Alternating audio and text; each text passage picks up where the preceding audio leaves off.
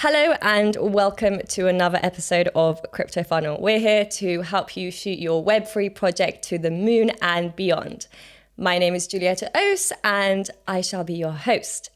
Today we sit down with Jack and Adam, both involved within the community side of Lunar Strategy, and we'll be delving into how the crypto community can make or break your crypto project. So welcome, Jack and Adam. Thank you so much. Happy to be here. Lovely to have you here. So would you like to both introduce yourselves a little bit to those who are listening, and maybe delve into a little bit of how you got involved within crypto in the first place and involved with Lunar Strategy? Yeah, sure. Do you want to start? Yeah, I can start, of course. Yeah, so I'm Adam. I work with the community growth and the community workflow here at Lunar Strategy. I've been involved in crypto for approximately 4 or 5 years, and it was kind of by friends who were doing it, and I kind of got introduced to it that way. And kind of the same way I got into Lunar. It was Tim who first introduced me to crypto, and then he introduced me to Lunar as well. Yeah, we kind of started at the same time, pretty much. But yeah. So yeah, then maybe I can go. So my name is Jack, and I'm head of influence marketing at Lunar. I thought it could be interesting to add on to the community side, as I think it goes very much hand in hand. But to give a bit of background to me, so I also started around the same time as Adam to get into crypto. I think it was 2017 or something, and I've been working with influence marketing ever since then as well. And then we joined the Lunar team. With Tim introducing us, and it's been incredible journey since then. It's we've learned so much, and yeah. And here you are. And here we are. All right, so a bit off topic, but still on topic. As an icebreaker, what is a word of advice for everyone who is panicking about the current market crash right now? Oh God, close your eyes. Yeah, Don't look at it. It's hard. We are in the same situation like everyone right now. Yeah, I think looking at memes is a good idea to kind of ease your nerves. And are you looking at a lot of memes? Yeah. But also, honestly, it's if you capitalize on it, I think it can be a really good starting point if you want to get into crypto. I think that's so. It depends on how you look on it, but my portfolio is not feeling great. Let's just put it like that. You have seen some people making a lot of money on this market as well. You saw Luna went down to under $1, and then it just pumped up to 6 or 5. Yeah. And some people made a profit out of that. Just sold at 500% or something like that. Yeah. And it goes down again, of course. But you have to be lucky, hit the bumps, and then you have to ride this out more or less. I'm gonna eat the dip today, so we'll see how that goes. But maybe I can give an update on the next podcast session. Yeah, that sounds great. That sounds fantastic. Let's hope, everything looks a bit better by then, eh? Yeah, hopefully. All right, so let's delve into the episode. Satoshi Nakamoto built one of the most historical, significant crypto communities in 2009, the Bitcoin Talk Forum. And he posted his first message in 2009 under Satoshi. And in doing so, he rallied together a group of individuals who were able to take the idea of peer-to-peer cashless system and spread it to the world. Why is community so damn important when it comes to Web 3.0? When it comes to Web 2, it ends with the customer more or less. When you have made the purchase, it kind of goes off then. But with Web3 projects, after you have purchased something, it doesn't end there. The community has still to be engaged and so on for it to be relevant and to create a demand for new people and stuff. Yeah. But I also think it's because crypto is so new and is so young. And I think everyone who's into crypto is kind of like a cult at the moment. And I think all the different altcoins and all the different currencies become kind of small cults. And I think it's a mixture of what Adam said and that. I would say. Okay, and how do people get started within building a crypto community? So say we have people listening who are starting projects. Where do they get started? What would you say is the first step? Do you mean from individuals that starts in different communities, or how a project starts with their community? Yeah, projects start with their community. How do you start a community? You have to be very informative of your vision and try to get people to understand what you're seeing with the project. It's very important for them to understand and feel the same way as you, because if they don't understand, more people won't understand and will not be able to jump on board and be interested at all. Yeah. So you have to be able to share your vision and get people as interested in this as you are, more or less. I mean, yeah, you know, like the ship gotta have a captain, you know, steering the boat. And I think that's a good metaphor, but also I think there's very different ways to getting more people on board, having different events and stuff like that. But also, like as Adam said, you know, being very transparent of what is the goal, what is the vision, what is gonna happen the upcoming few months. Because there's so many, like, I think transparency is one of the most important things, because there's so much like rug pulls left and right, and I think that's a big thing. I like the metaphor you use with the boat. You have to trust the captain. Like, you can see, like, either you trust the captain, you trust the boat, or you believe in the destination. Yeah. Like, there's so many things that could be the initial thing that gets you to believe in a project and want to join the community. So you just touched on rug pulls there. In a world of scammers and rug pulls, how do you ensure you establish trust and safety within a community then? Well, first of all, having a doxed team, I think, is a great thing. But also, like, partnering with other different trusted medias. It can be like publications, but also different communities. Partnering up with other people, I think that gives you a lot of authority. But also, like, being transparent from the start and communicating a lot. Communicating is probably the key, you know, because and also, like, not making false promises, because I think that's a lot what people do. They say, oh yeah, we're gonna have this ready then and this ready then, but like nothing happens, because, you know, as soon as, you know, you promise something and it doesn't get delivered, people lose trust. And I think, like, make small promises and deliver on them, and establish trust from the start. Yeah, you have to be transparent with the community, because the project will be nothing without the community. They are like the warriors of the project. Like, without them, it won't succeed. They will be the one to spread the words about it and doing all the minor things that the main project members can't do. Yeah, it's extremely important, the community. Yeah. So we've touched on transparency, which is of course key. What else would you say are some of your top tips for maintaining engagement within a crypto community? Like, from the community side, from the project side. From the project side, I feel it's super important to get the community to feel involved in everything. Making the community, like, the community feels that they have a say in things. Like, if they come up with something or have an idea that something is happening from the board, it doesn't get quiet from the board. Something is always being worked on, looked into, and stuff like that. It should be like an very open, the community from between the community and the board. Like, they should know almost everything what's going on. Keep them up to speed. If there's something going bad, the community should know it, because if you only get positive things out of the product, that is kind of an indicator that they are they're hiding something. Because especially when you start off a project, it's going to be a lot of ups, it's going to be a lot of downs, it's going to be, you know, it's going to be a big mess. And I think being transparent from the start with all the progress is good. But also, just going back to the first point, is to make sure the community have fun, you know. I think that is also one of the keys, you know. So they always have someone to either talk to or something to engage with. You should want to be in the community. Community should be fun. Like, it should be like a pause for reality, more or less. Like, you want to spend time in the community. You want to get home from job. You want to spend time at your work in those communities. Have fun and share the vision you have with the members and the people who have the same vision as you. Yeah, discuss ideas. I don't know. Yes, like everything. I think a lot of projects have been born from other projects, kind of like this. And I think it's kind of cool.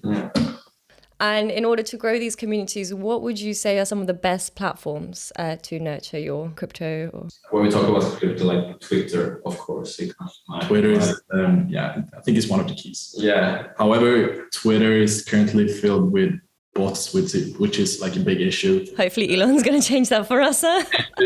Exactly. I was about to say that. I think that was like one of his like first goals to like get rid of the bots. So hopefully that happens. But because I think like they are kind of like impossible to avoid, and they can like make your project lose credibility because it looks like it's kind of fake. But I think it depends on the project too, because I do know like a lot of NFT projects that like to be on Discord and GameFi projects also. But when it comes to more token and DeFi, they rather stay on like Telegram and keep it there. So I would say it kind of depends on the project too. And also something that I know that we've been talking a lot lately about, like don't open all channels before the community is ready. Yeah, because like there should not be a room to fill, more or less. It should be like the community is getting cramped. You need to open the ways for them to communicate, more or less. Because some projects is like they've seen what other has done and they have everything ready before the community is ready. Things should be created by the community's demand, more or less. So that's something we're like, yeah, exactly. Good people. Exactly. Wow. Yeah. So that's something we're like starting to do with some projects, to not force people into Discord or Telegram. Like we open it when we see we have a community that actually wants to have it, Yeah, and they afforded the platform how they want it. Like it's their playground. They should, like if they have a question, if they want some special channel or talk about something specific, they should be the ones to bring that up to the one who's in charge. Yeah. Absolutely. And Jack, you mentioned, there's a difference in platforms between token DeFi and like NFT projects. Would you say there are any other differences within community when it comes to these different types of projects? So from NFT and token and DeFi, is there anything else that you think differs? Well, I mean, I would say maybe like the people behind it. I mean, I think like for DeFi, it's mostly like traders. They like to discuss different things. When it comes to Discord, it's more of like the gamers and GameFi, NFT. So I think like having that in mind, having like the messaging and how you talk to the community, I think that can be the main difference, I would say. And obviously you guys have seen lots of communities, been involved with lots of projects and lots of communities. What would you say is maybe like one of the most like hyped projects you've come across, and like what's like something good you can take away from these projects? And also what is something that isn't so good and you think could be improved from what you've seen within communities with projects you've worked with? Like one thing that I think is super interesting is the thing with Bored Ape Yacht Club, like fully grown men sitting in a voice channel and making ape noises. Like that is something like that is I connected to the community, I would say.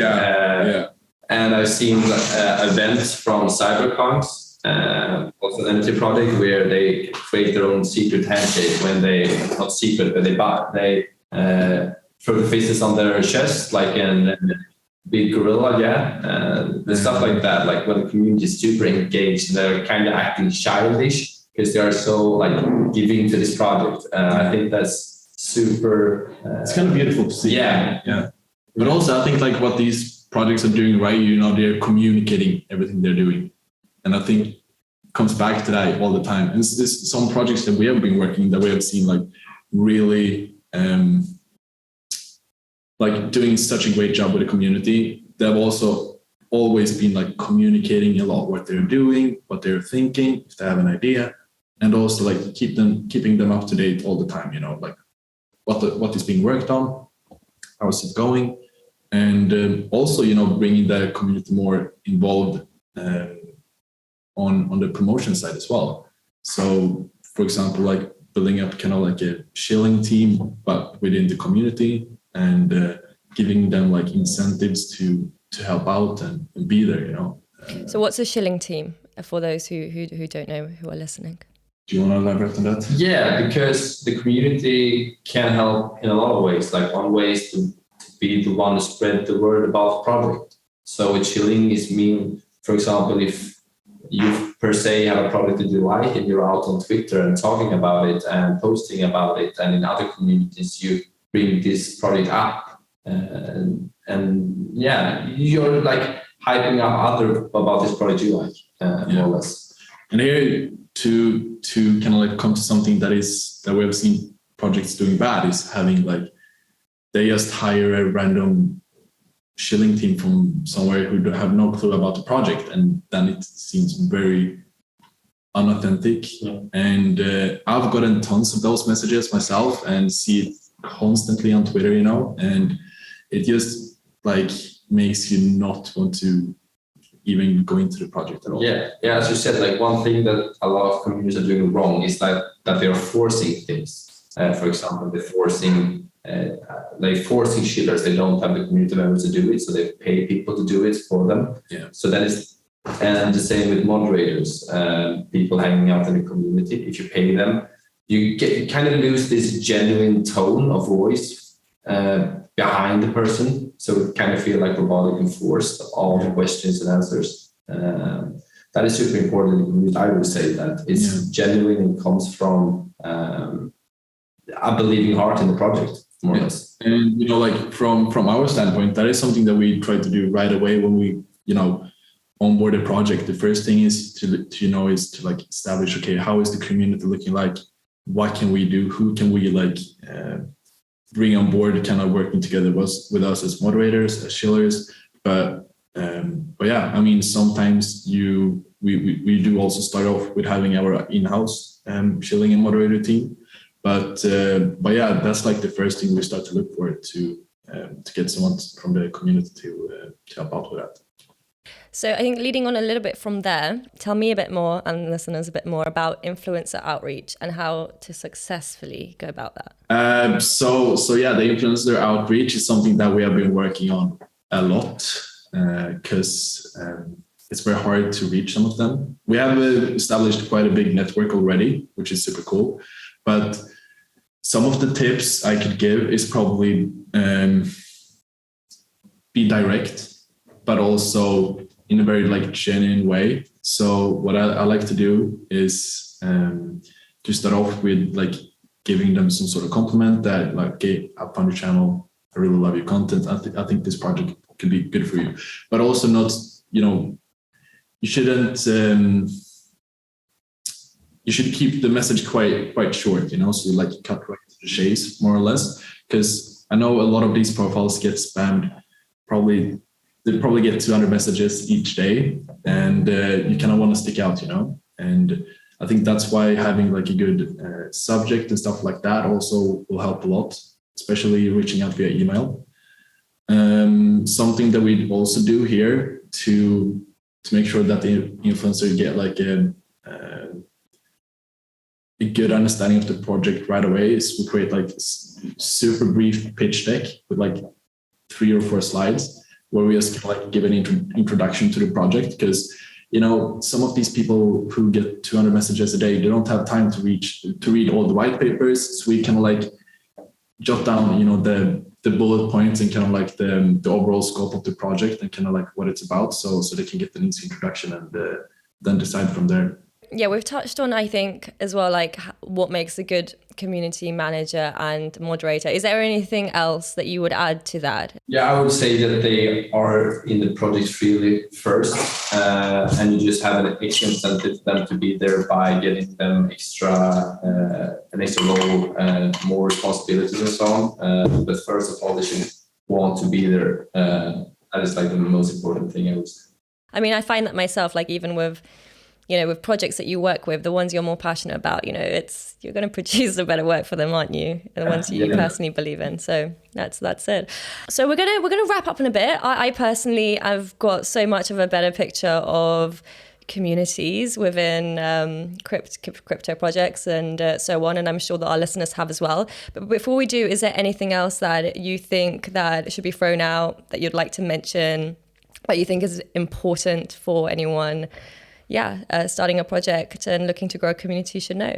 I'd like to mention one thing about the influencer part. Like, it's always good if you can give value to the influencers. Yeah. So, for example, you're having a hard time to get influencers to promote your product, then you can do some research and find the influencer for your product. For example, if you have a product on Ethereum, you can go to the influencer and say, oh, I've seen your view rate as being this much higher when you talk about the Ethereum-based projects, and I have a new interesting product for you here, and you should check this out. So make it a bit more like individual and a bit more personal. I think that is something that we've started to do with a project recently, and it's really cool. So yeah, it's always good to give value and expect nothing in return. Yes, yeah.